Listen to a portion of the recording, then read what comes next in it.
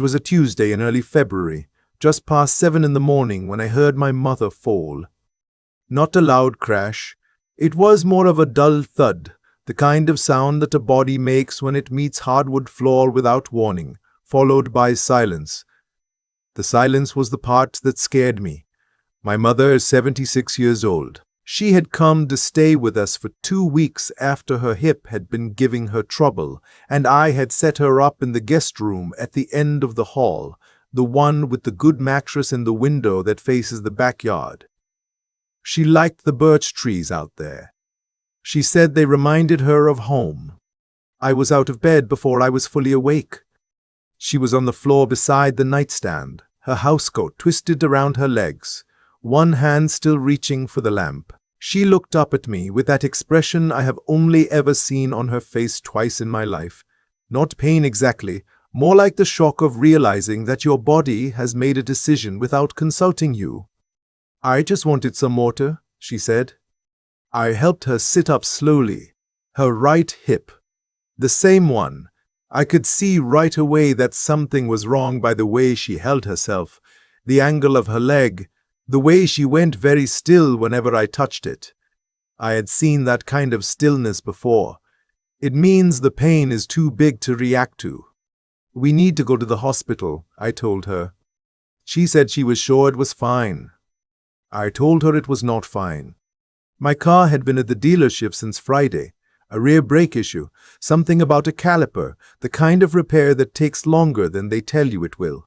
My wife's SUV was sitting in the driveway. I had watched her load her gym bag into the back of it not 20 minutes earlier before going back inside to have her coffee. I went to the kitchen.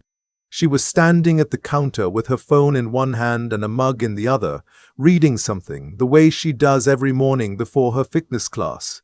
We had been married for 22 years. I knew that posture. I told her what happened. I told her my mother needed to go to Sunnybrook. I asked if I could take her car. She didn't look up right away. When she did, the expression on her face was not concern. It was closer to inconvenience.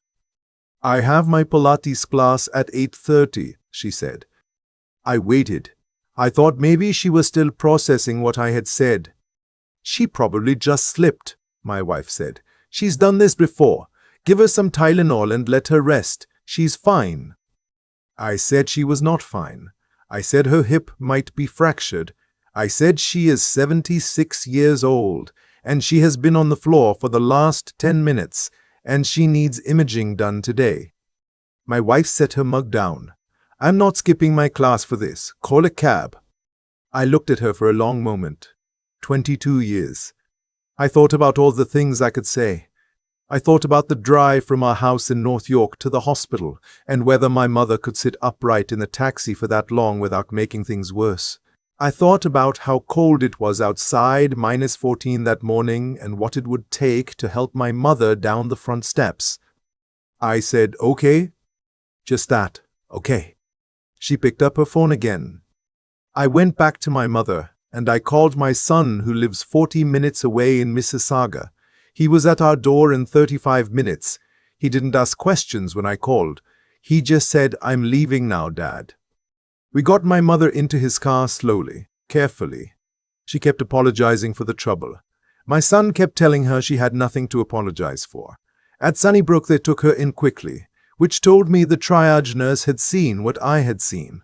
The X-ray confirmed a hairline fracture of the femoral neck. Not a complete break, but close. The orthopedic resident told me she would need to be very careful for the next several weeks and that we had been right to come in when we did. Movement on a fracture like that without support can turn something manageable into something that requires surgery. I sat in the waiting area while my son stayed with her. I looked at the plastic chairs and the fluorescent lights, and I thought about the word "okay" and what I had really meant by it. I had not meant that it was fine. I had meant that I understood something now that I had been trying not to understand for a long time.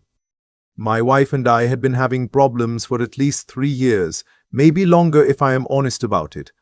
The distance that had grown between us was the slow kind, not a rupture but an erosion, the way a riverbank disappears gradually Until one day you look and the land is simply gone. I had told myself it was stress. I had told myself it was the stage of life, the kids grown up and out of the house, the recalibration that long marriages go through. I had told myself a lot of things. What I had not allowed myself to think about clearly was money. 6 months before that February morning, I had noticed something in our joint checking account.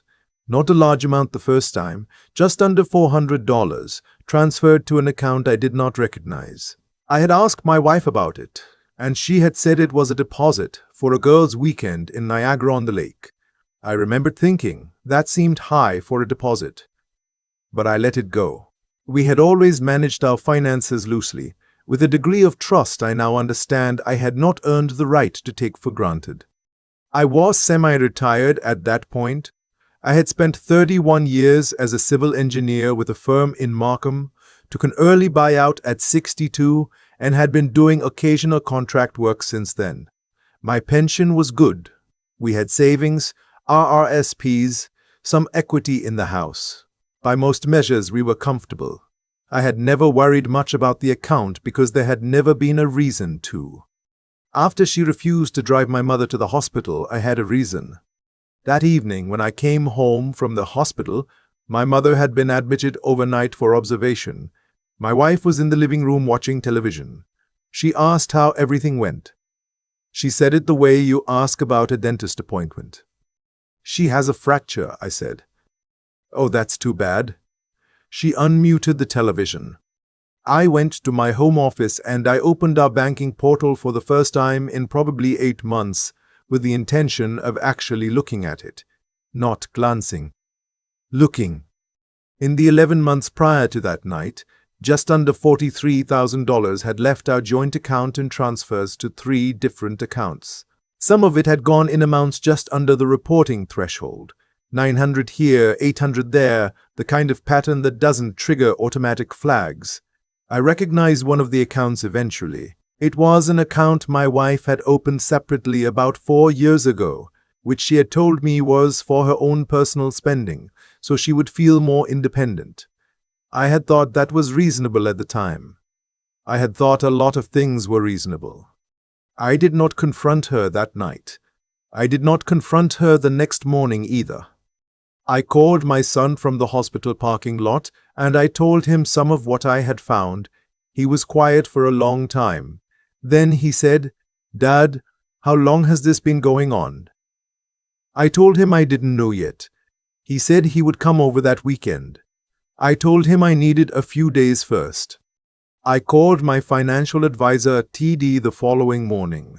I told him I needed to understand exactly what could and could not be accessed from our joint accounts and what my options were. He did not ask me many questions. He had been my advisor for 14 years.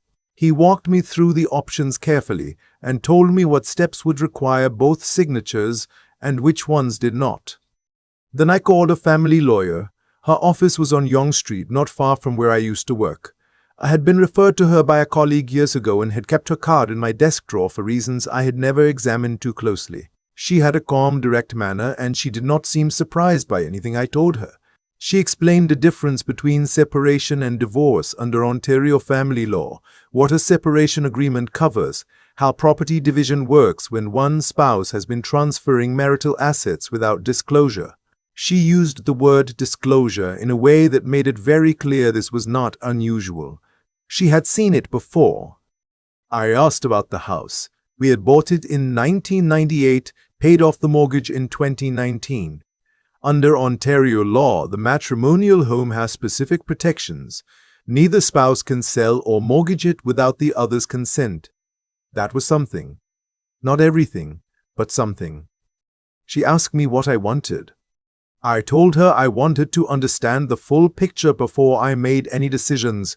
I told her I was 64 years old and I was not going to make irreversible choices while I was still in the first week of knowing what I was dealing with.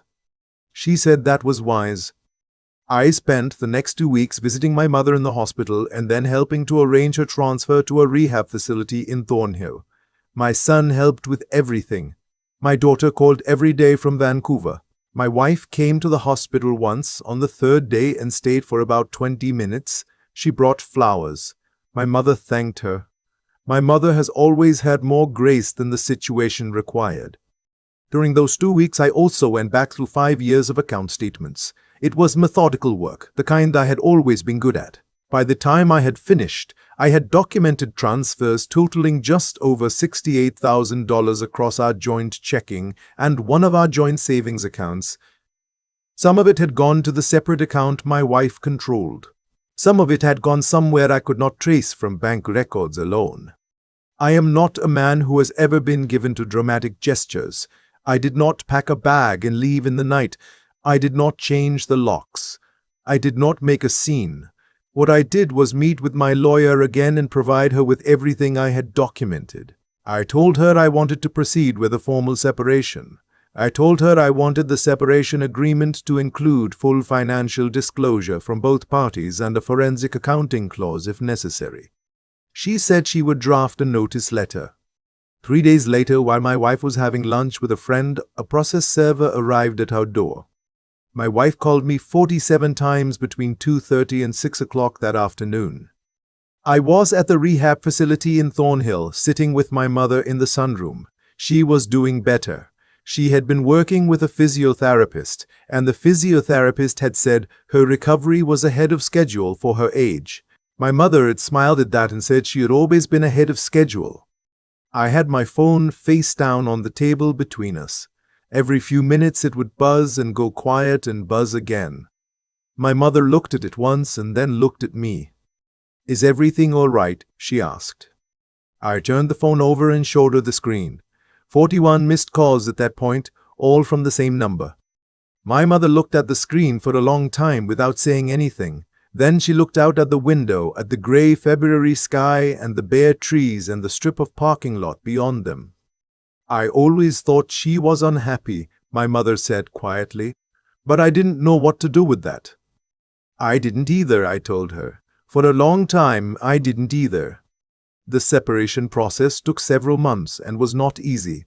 My wife retained her own lawyer and contested several items in the initial agreement. There was a period of about 6 weeks that was genuinely unpleasant. Letters back and forth, disagreements about the valuation of certain assets, a dispute about the vehicle that I found almost comic given the circumstances. She claimed the $43,000 I had initially documented was for household expenses she had been managing. Her lawyer submitted a list of supposed expenses that, upon review, contained things like a spa retreat in Kelowna, several months of storage fees for a unit I had not known we were renting, and what appeared to be 2 return flights to Portland. My lawyer described the list as creative. Eventually, we reached a settlement. The forensic clause held. A full accounting was completed. I kept the house. It made sense for my situation, and she did not fight it hard, which told me something. She received her share of the liquid assets and the RRSPs to which she was entitled. That was how it worked, and I was not interested in fighting over what was hers by law. I was only interested in what was mine. The house is quieter now. In the evenings, I sit in the kitchen with the backlight on, and sometimes I can see the birch trees in the yard, the same ones my mother liked from her window. She is back at her own apartment in Richmond Hill, doing well, walking with a cane for now, but the physiotherapist says probably not for much longer. My son comes over on Sundays. He brings his daughter, my granddaughter, who is 4 years old and very serious about the business of stacking blocks. My daughter flew in from Vancouver last month, and we spent a week just being together, making meals, watching the hockey game she had recorded on her tablet. It was quiet in a way that felt like something restored rather than something missing. People sometimes ask me, friends, a few colleagues, whether I am angry, whether I feel like I wasted 22 years. I have thought about that question honestly, and I think the answer is no, not exactly. The years were not wasted. We raised 2 good people. We built a life that was real, even if it was not what I had believed it to be by the end.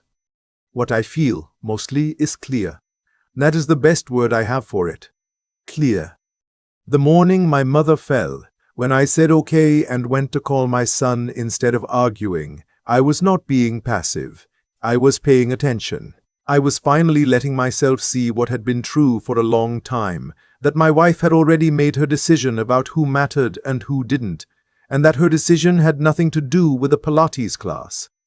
The class was just the moment I stopped explaining it away. My lawyer asked me once, during one of our early meetings, what had changed. What had made me decide to act after what sounded like years of things being wrong? I thought about my mother on the floor of the guest room, reaching for the lamp. I thought about the sound of 47 unanswered calls buzzing on a table in a sunroom in Thornhill while she watched the bare trees through the window. I told her nothing changed, I just finally stopped looking away.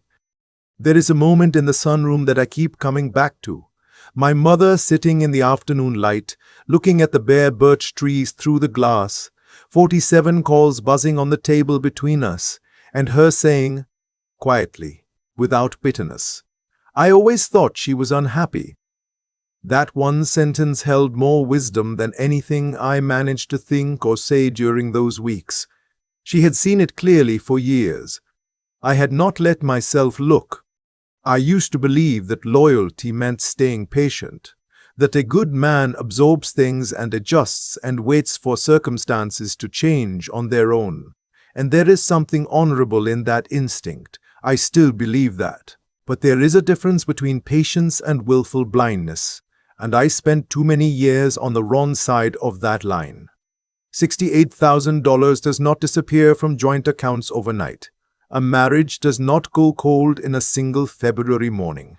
These things happen slowly in small increments, while you are busy explaining them away. What I understand now is that how a person behaves when the stakes are real. When your mother is on the floor at 6:40 in the morning with a fractured hip and every minute matters, that is not a bad day. That is character. You do not reveal yourself under pressure. You confirm yourself. My wife confirmed something that morning that she had been telling me for a long time in smaller ways, and I had not been willing to receive the message. What changed after that day was not my circumstances. What changed was me. I stopped waiting for clarity to arrive on its own, and I started doing the uncomfortable work of seeking it out. The bank records, the lawyer's office, the honest conversation with my son in a hospital parking lot. None of that was easy. Some of it was humiliating in the way that realizing you have been careless with your own life tends to be humiliating. But there is a kind of strength that only becomes available to you after you stop pretending. Not the loud kind of strength, the quiet kind. The kind that lets you sit in a sunroom with your mother and not answer your phone and feel, underneath the grief of it all, something that resembles peace. My son drove 40 minutes without asking why. My daughter called every day from 3,000 kilometers away. My mother apologized for causing trouble while lying on a floor with a fractured bone. The people in my life who had genuine decency showed it without being asked, without calculation, without needing to be the right kind of busy. I had been so focused on preserving one relationship that I had not fully appreciated the ones that were already whole. I am 64 years old. The house is quieter now, and most evenings that feels like exactly the right amount of quiet. I did not get here by being reckless or reactive. I got here by finally deciding that understanding the truth of my own situation was worth the discomfort of looking at it directly, and that I was capable of handling what I found. That is the thing nobody tells you about the years after 60. You are not too old to start again. You are, if you have been paying attention, finally equipped to do it properly.